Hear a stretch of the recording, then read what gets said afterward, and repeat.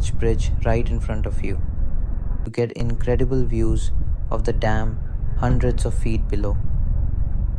If you're not comfortable with heights, it might feel a little intimidating, but honestly, the views from up there are absolutely amazing. Right now, we are on the way to Hoover Dam. We are heading towards through these mountains, and in a few minutes, we should start getting our first view of the dam. This whole area you're seeing here, right on the border between the US states of Nevada and Arizona. All these hills and rocky mountains around us, everything you see here is part of this canyon. And somewhere ahead of us, right between these massive canyon walls, stands one of the most famous engineering projects in the United States. Construction of the dam started in 1931 and was completed in 1936 during the time of the Great Depression. It was officially dedicated on September 30th, 1935 by President Franklin D. Roosevelt. Building something this massive back in the 1930s was a huge effort. Thousands of workers were involved in the project, and unfortunately, more than 100 people lost their lives during construction. During the construction period, Congress referred to it as Hoover Dam, named after President Herbert Hoover. But the Roosevelt administration later started calling it Boulder Dam. Then in 1947, Congress officially restored the name Hoover Dam. The idea of building a dam in this canyon actually goes back to the early 1900s. Engineers were studying this area to see if it could support a large dam that could control flooding, store water for irrigation, and generate hydroelectric power. Eventually, in 1928, Congress approved the project. Construction started in 1931, and despite the extreme desert heat and the challenges of building something this large, the dam was completed ahead of schedule in 1936. As the United States started developing the Southwest, the Colorado River became very important because people saw it as a potential source of water for irrigation. Farmers in this dry region needed a reliable way to bring water to their land. One of the first attempts to divert the river for irrigation happened in the late 1890s. A land developer named William Beatty built something called the Alamo Canal, just north of the Mexican border. The canal actually crossed into Mexico for a short distance before bringing water back into an empty desert area that Beatty called the Imperial Valley. At first, the canal helped bring water to the valley, and it allowed more people to settle and start farming there. But the canal was expensive to maintain and difficult to manage. Then things got even worse when a major break in the canal caused the Colorado River to flood into a low-lying basin, eventually creating what is now known as the Salton Sea. To fix the situation, the Southern Pacific Railroad ended up spending around $3 million between 1906 and 1907 to stabilize the waterway. They hoped the federal government would reimburse them for the cost, but that never really happened. And even after the canal was repaired, problems continued because the waterway passed through Mexican territory, which led to constant disputes with landowners on the Mexican side of the border.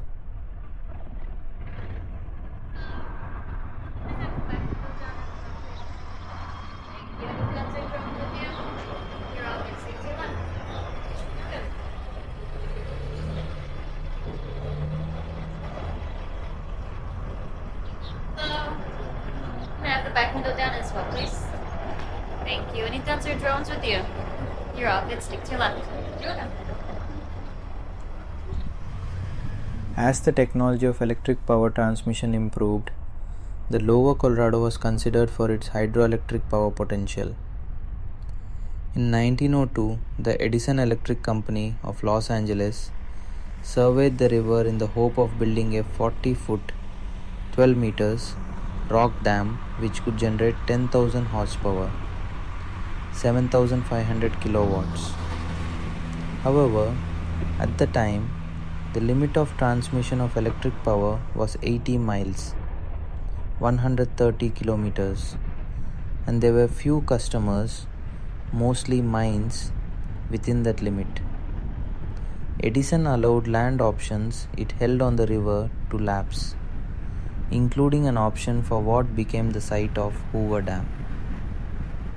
In the following years, the Bureau of Reclamation, BOR, known as the Reclamation Service at the time, also considered the lower Colorado as the site for a dam.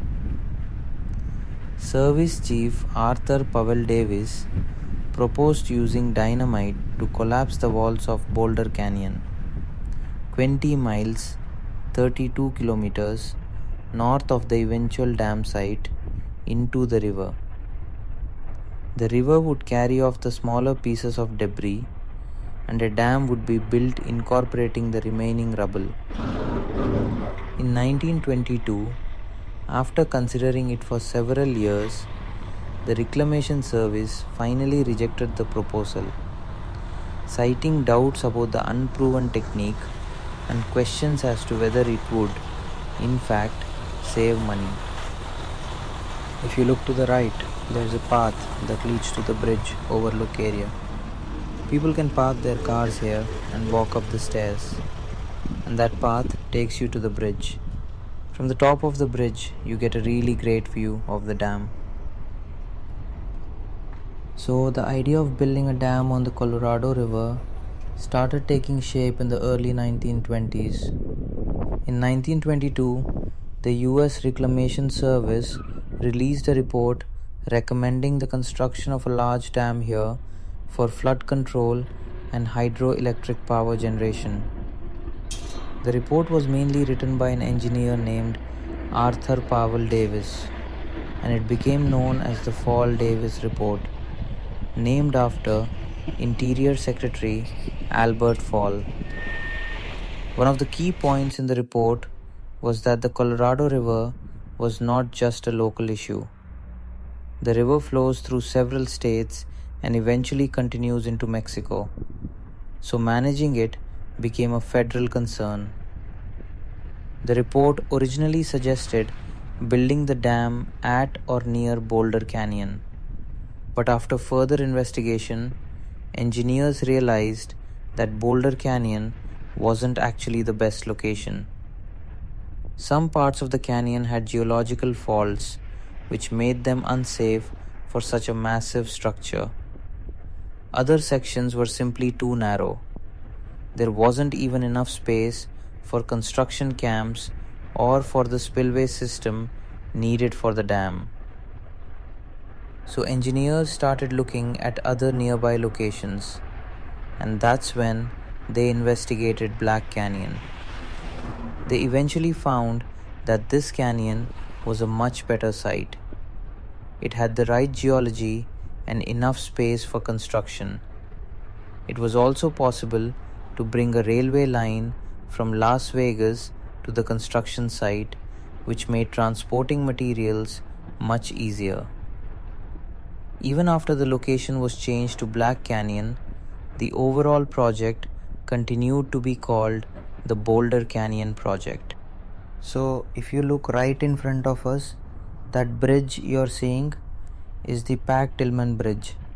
It opened in 2010 to reroute traffic between Nevada and Arizona. Before that, all the traffic actually used to pass directly over the dam along the road we are on right now. This bridge is about 890 feet above the Colorado River that flows through the dam that we are going to see now. And this is the bridge I was talking about earlier. If people want a really good view of the dam, they usually park near the overlook area and walk up the steps to reach this bridge. From the top, you can get an amazing view of the dam and the canyon.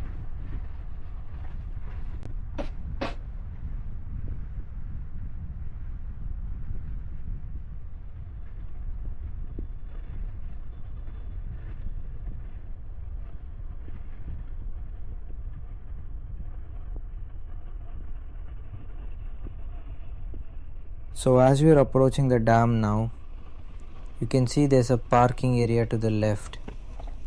People usually park here and walk around to get different viewpoints. Right now we're still on the Nevada side.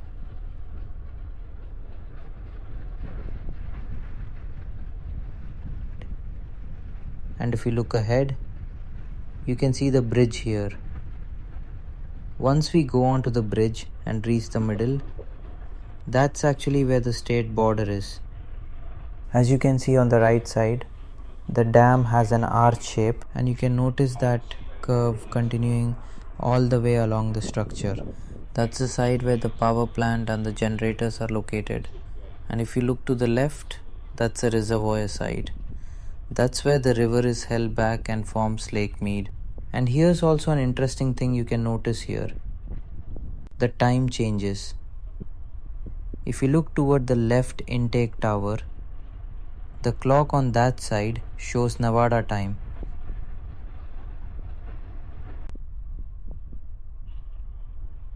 So right here in the middle of the dam, you're actually crossing into another state, and the time changes by 1 hour. We cross from Nevada into Arizona. And if you look a little further to the other side, that shows Arizona time with 1 hour difference because it is in Mountain Standard Time. Alright, so we've talked about the dam from up here. Now let's head back down and continue the story behind how this project actually came together. Before construction could even begin, there was another big challenge. Several states depended on the Colorado River, and without a clear agreement, there were fears that the project could lead to endless legal battles. To solve this problem, a Colorado attorney named Delph Carpenter suggested that the 7 states within the river's basin, California, Nevada, Arizona, Utah, New Mexico, Colorado, and Wyoming, should come together and create an interstate agreement. These types of agreements, called interstate compacts, were allowed under the US Constitution, but they had never been attempted on this scale before.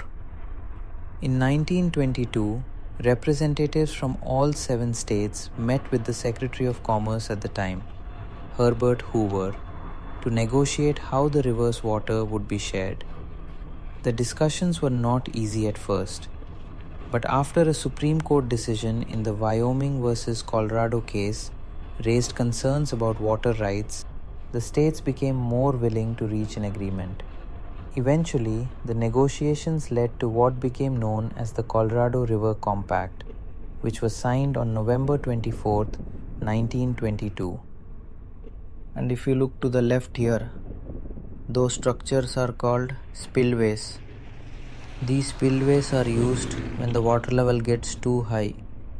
Instead of letting the water overflow the dam, the excess water is diverted through these spillways. The water then flows through those large tunnels, the big openings you can see there, and is released downstream near the power plant area.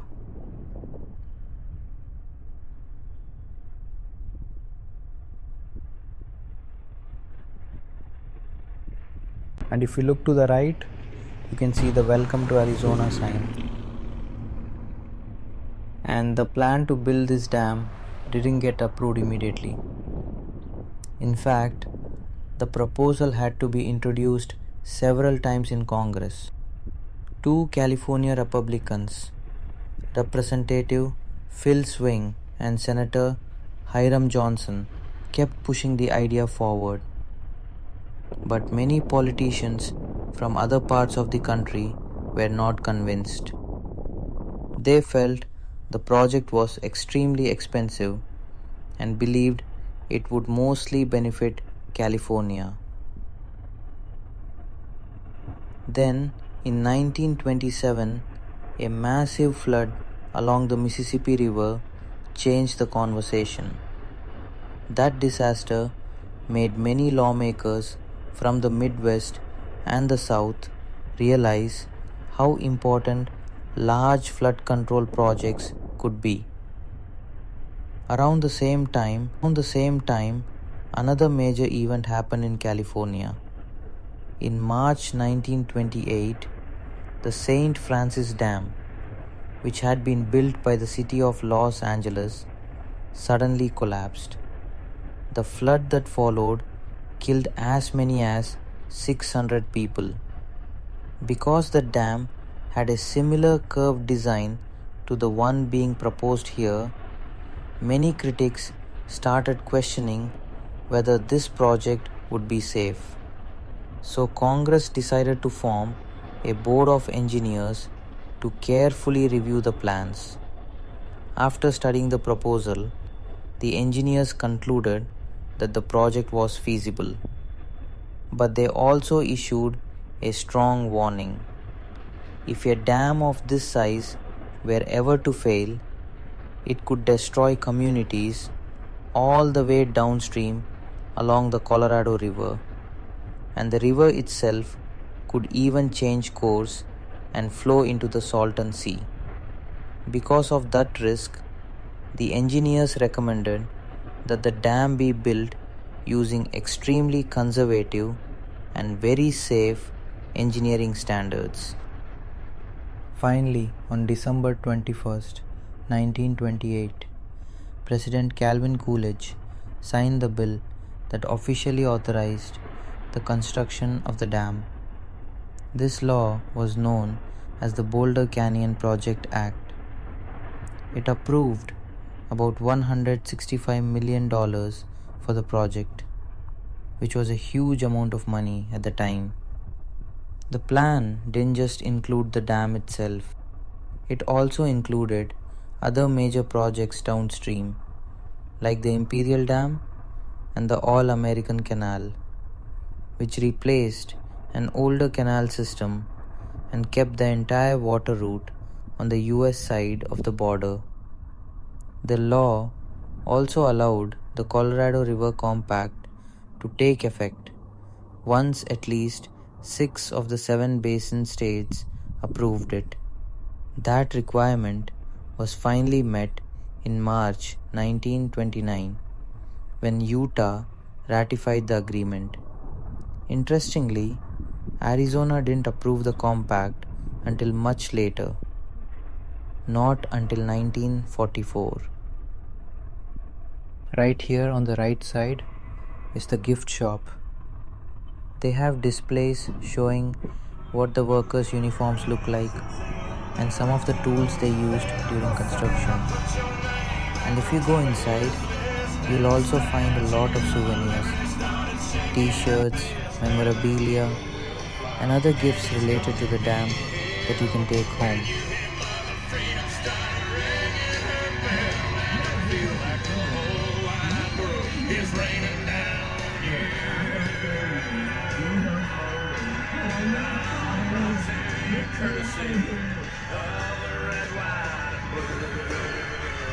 Now when it comes to the design and planning of the dam, engineers started working on those details even before Congress officially approved the project. The Bureau of Reclamation was already studying what kind of dam would work best in this canyon. Eventually, they decided on a massive concrete arch gravity dam. The design was overseen by the Bureau's chief design engineer, John L. Savage. The idea behind this design was pretty clever. The dam would be extremely thick at the bottom and much thinner at the top. The front of the dam, the side facing the water, would also have a curved shape. That curved arch helps transfer the pressure of the water into the strong rock walls of the canyon on both sides. In other words, the canyon itself helps support the structure. At the base, the dam is about 660 feet thick, which is incredibly massive.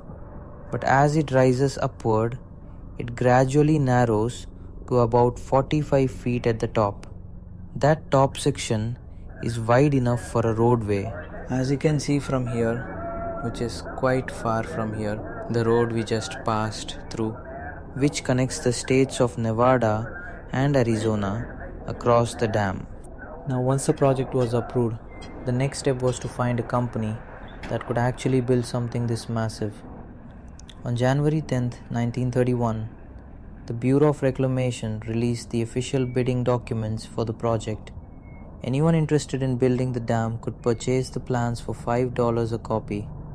The government would provide the construction materials, but the contractor had to prepare the entire site and build the dam itself. The plans were incredibly detailed, more than 100 pages of written specifications, along with 76 engineering drawings explaining exactly how the dam should be built. Companies submitting bids also had to show they were financially capable of handling such a huge project.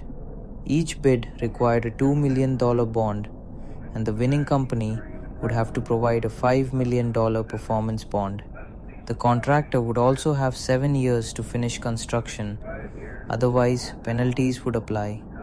One of the groups interested in the project was the Wattis brothers, who ran the Utah Construction Company.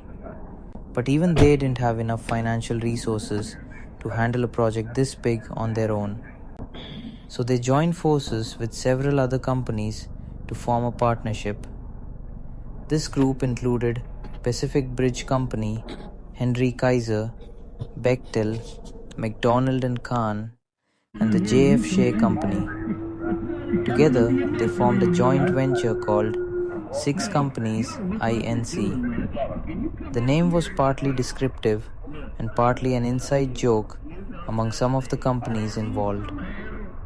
In the end, there were 3 valid bids submitted for the project. The bid from 6 companies came in at about $48.9 million, which turned out to be the lowest bid. Interestingly, their estimate was only about $24,000 away from the government's own confidential estimate for the project. Their bid was also about $5 million lower than the next closest competitor, which helped them win the contract. Around the same time, the nearby city of Las Vegas wanted to become the main headquarters for the dam's construction. Local leaders even cleaned up the town and shut down many of their speakeasies when the Secretary of the Interior came to visit. But instead of choosing Las Vegas, the government decided to build an entirely new town in the desert near the construction site. That town became known as Boulder City, Nevada, a planned community built specifically for the workers involved in building the dam. To support the construction effort, a railway line connecting Las Vegas to the dam site also began construction in 1930. Once the dam project was officially approved, thousands of unemployed people started heading towards southern Nevada, hoping to find work. At that time, Las Vegas was still a very small city with only about 5,000 residents. But suddenly, between 10 and 20,000 job seekers arrived in the area looking for opportunities on the dam project. The government first set up a small camp near the construction site for surveyors and other staff. Very quickly, however, a much larger makeshift settlement grew around it. This camp became known as McKeeversville, and it was filled with workers and often their families who had come hoping to get hired for the project. Another settlement formed along the Colorado River. Officially, it was called Williamsville, but the people living there nicknamed it Ragtown. So if you look right in front of us on the reservoir side, you can see the 4 intake towers. The 2 on the right are on the Nevada side and the 2 on the left are on the Arizona side. These towers draw water from the reservoir and send it into the system that leads to the power plant. From these intake towers, the water travels through massive pipes called penstocks. The water moves down these pipes at very high pressure to the power plant below. As the water rushes through, it spins huge turbines inside the power plant, which generates electricity. And after passing through the turbines, the water flows back out into the Colorado River downstream. Alright, so that's a quick look at the intake towers and how the water system works. Now let's get back to the story of how this dam was actually built. Once construction actually started, the company responsible for building the dam, 6 companies, began hiring large numbers of workers. By 1932, more than 3,000 people were already working on the project. At the peak of construction in 1934, that number grew to over 5,000 workers. As part of the contract, the construction company also had to build a new town for the workers. That town eventually became Boulder City, Nevada. Originally, Boulder City was supposed to be built before work on the dam started. But President Herbert Hoover ordered construction of the dam to begin earlier than planned in March 1931. Because of that, housing for workers wasn't ready yet. Many single workers were temporarily housed in bunk houses built along the canyon walls in an area known as River Camp.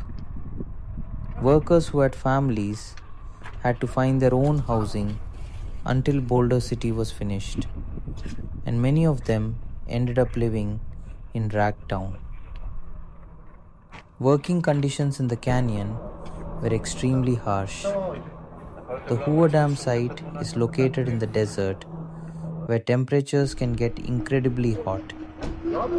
The summer of 1931 was especially brutal. Daytime temperatures averaged nearly 120 degrees Fahrenheit or about 49 degrees Celsius. During just 1 month that summer, 16 workers and residents near the river died from extreme heat. Interestingly, one of the key engineers involved in the dam's power system was a woman named Mabel McFerrin Rockwell. She was the only woman involved in designing and installing the dam's power generating equipment. Her work focused on the electrical transmission system for the dam, and she later published a paper based on that work, which won a major engineering award. So these are the spillways I was talking about earlier, and they are right in front of us now. From here you can probably see them much more clearly. When the water level gets too high, the excess water flows through these spillways and goes into that large tunnel opening you can see right underneath. From there, the water moves through the tunnel and is released downstream. During the construction of the dam, working conditions were extremely tough, and tensions between workers and management sometimes became serious. At the time, a labor organization known as the Industrial Workers of the World, often called the Wobblies, tried to organize the workers and form a union. They sent several organizers to the area, but many of them were arrested by Las Vegas police. In August 1931, things escalated when the company cut wages for the tunnel workers. Even though the workers didn't want to officially join the Wobblies, they were still unhappy about the pay cuts. So they formed their own committee to represent them and presented a list of demands to the project's general superintendent, Frank Crowe. But Crowe rejected their demands and even publicly criticized the workers in a newspaper interview, calling them troublemakers. A couple of days later, he met with the workers' committee again and announced that management was stopping all work and laying off the entire workforce, except for a few staff members. Workers were told to leave the site by the end of the day. Many of them packed up and headed back to Las Vegas to wait and see what would happen next. Within a few days, the company started hiring workers again, and the strike slowly came to an end. Even though the workers didn't get what they had asked for, the company promised that wages wouldn't be reduced again. Around the same time, living conditions began to improve as workers and their families started moving into the newly built town of Boulder City. There was another labor dispute later in July 1935, near the end of the dam's construction. This time the issue was about lunch breaks. A manager changed the schedule so that workers had to take lunch on their own time. The workers protested and went on strike again. Encouraged by their earlier efforts, they also added a new demand, a $1 increase in daily pay. The company said it would ask the federal government to help fund the raise, but no additional money ever came from Washington. Eventually, the strike ended and construction continued.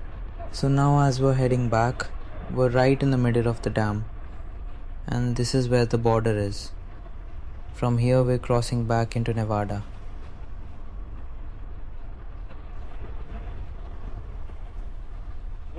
And if you look right in front of us, that's the visitor center. From there you can actually take several different tours of the dam. Some of the tours take you inside the power plant, where they explain how the generators work, how massive they are, and how electricity is produced here. You can also see some of the tunnels that run inside the dam itself. There are also other tour options available, so it's best to check their website to see what tours are running and at what times. The good thing is that the tours are pretty affordable, so if you're visiting with family or kids, it can be a really fun and educational experience. One thing to keep in mind though, it can get extremely hot here, especially during the summer. Since this area is deep inside the Black Canyon, the heat can feel much stronger than in nearby cities. So make sure to carry plenty of water if you're visiting. And near the parking area, as you just saw on the right side, there's also a small cafe where you can grab some drinks or snacks if you need a quick break. So right now we're driving through the Hoover Dam access road. This is actually the same road that used to carry regular traffic across the dam before the bypass bridge was built. Back then, this roadway served as the Colorado River crossing for US Route 93, connecting Nevada and Arizona.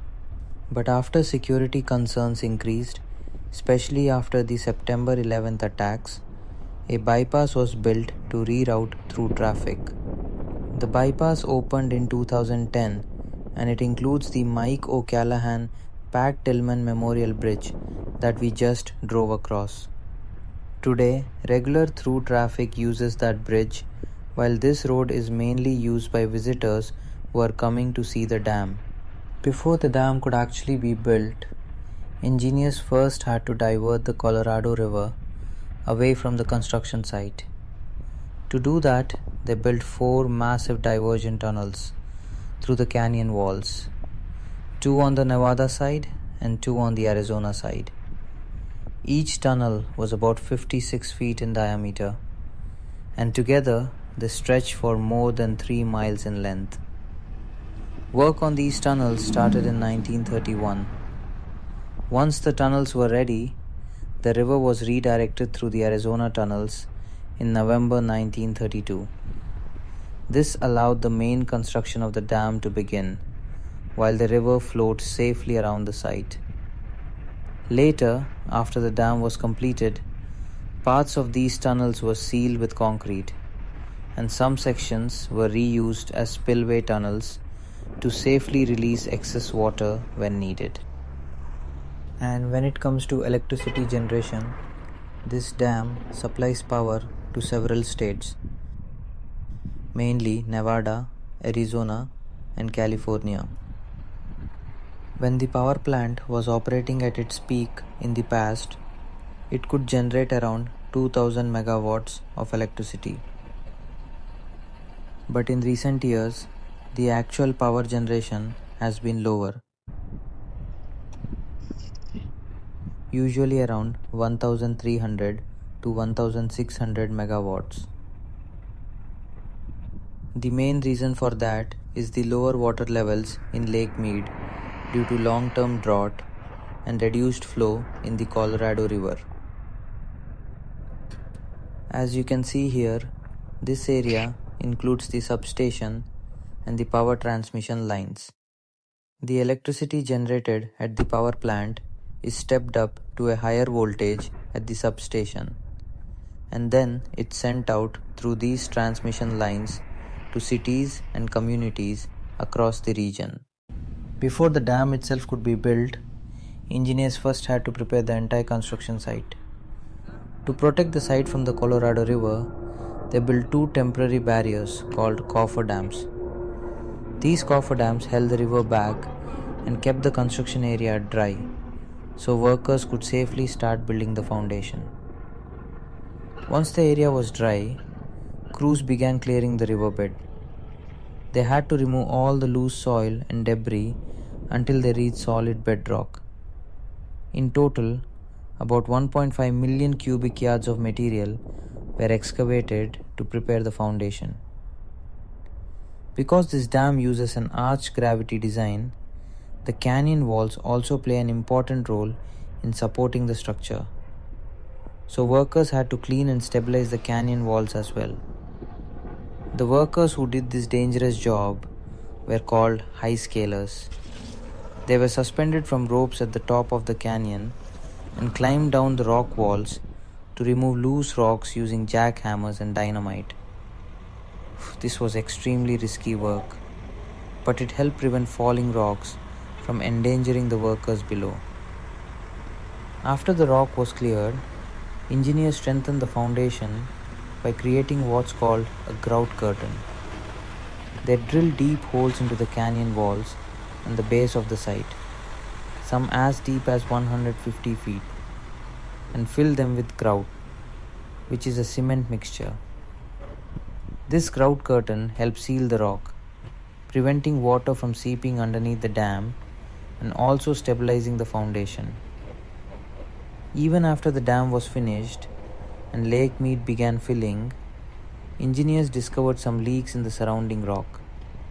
So additional drilling and grouting work continued for several more years to strengthen the foundation even further.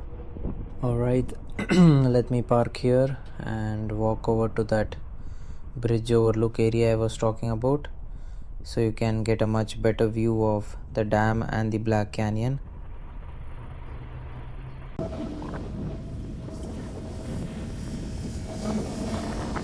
Now this overlook area leads up to the Mike O'Callahan Pat Tillman Memorial Bridge. As you head out toward the freeway, you'll see a parking area on the left. That's where the trailhead for this short hike starts. From the parking area, you can either take a set of wheelchair accessible switchbacks or use the stairs that go straight up to the bridge overlook. Along the way, there are several signs that explain the construction of the bridge. Once you reach the top, you'll walk toward the road and see the massive arch bridge right in front of you. There's a pedestrian walkway along the north side of the bridge, and from there you get incredible views of the dam hundreds of feet below. If you're not comfortable with heights, it might feel a little intimidating, but honestly, the views from up there are absolutely amazing. When it comes to concrete that was used, the first concrete for the dam was poured on June 6, 1933. Because concrete produces heat as it cures, engineers couldn't pour the entire dam at once. It would have taken over 100 years to cool and could have cracked. So instead, the dam was built in thousands of interlocking concrete blocks, about 5 feet high. Cooling pipes were placed inside each block, and cold water was circulated through them to control the temperature. Concrete was delivered in large steel buckets using cableways across the canyon and carefully poured into each section. In total, about 3.25 million cubic yards of concrete were used to build the dam. Most of the construction was finished by 1935. The dam was officially dedicated on September 30th, 1935, during a ceremony attended by President Franklin D. Roosevelt, with about 10,000 people present. The project was then formally transferred to the federal government on March 1st, 1936, marking the completion of the dam. A total of 112 deaths were officially recorded in connection with the construction of the dam. The first occurred in 1921 during early surveying work, and the last recorded death happened in 1935. Interestingly, the first and last deaths were connected. The first was surveyor J.G. Tierney, and the last was his son, Patrick Tierney, who died while working at the site. Out of the 112 fatalities, 96 occurred directly at the construction site, mostly involving workers from the main contractor, 6 companies. The working conditions were extremely harsh, especially inside the diversion tunnels, where extreme heat and vehicle exhaust gases made the environment very dangerous. Excavation for the powerhouse began while the dam foundation was still being built, and the first concrete for the powerhouse was placed in late 1933. Lake Mead started filling in February 1935, even before the dam was fully completed. The first generators began operating in 1936, and by 1939, the plant had become the largest hydroelectric facility in the world. Eventually, a total of 17 generators were installed. Today, the plant has a maximum capacity of about 2080 megawatts, although actual power generation varies depending on the water level in Lake Mead. In recent decades, prolonged drought and lower water levels have reduced the amount of electricity the dam can produce. The dam opened for public tours in 1937, but it was closed during World War II after the attack on Pearl Harbor and reopened in 1945. Over time, it became a major tourist attraction, and today nearly 1 million people visit each year. A visitor center was built in 1995, and visitors can take guided tours of the facility or the power plant area. For security reasons, access to most interior sections of the dam is now restricted. Environmentally, the dam significantly changed the natural flow of the Colorado River. The reduced water reaching the river's delta affected the ecosystem and contributed to the decline of several native fish species, some of which are now listed as endangered. There was also a naming controversy surrounding the dam. Early reports often called it Boulder Dam, even though the final site was in Black Canyon. In 1930, Interior Secretary Ray Wilbur officially named it Hoover Dam in honor of President Herbert Hoover. However, after the Roosevelt administration came to power in 1933, the name was changed back to Boulder Dam. For several years, both names were used interchangeably. Finally, in 1947, Congress passed a law officially restoring the name Hoover Dam, which is the name used today. This dam is often called an engineering marvel, but it also represents the sacrifices made by the workers who built it. Many lives were lost during its construction, and that's why this place carries not just history but also a lot of respect.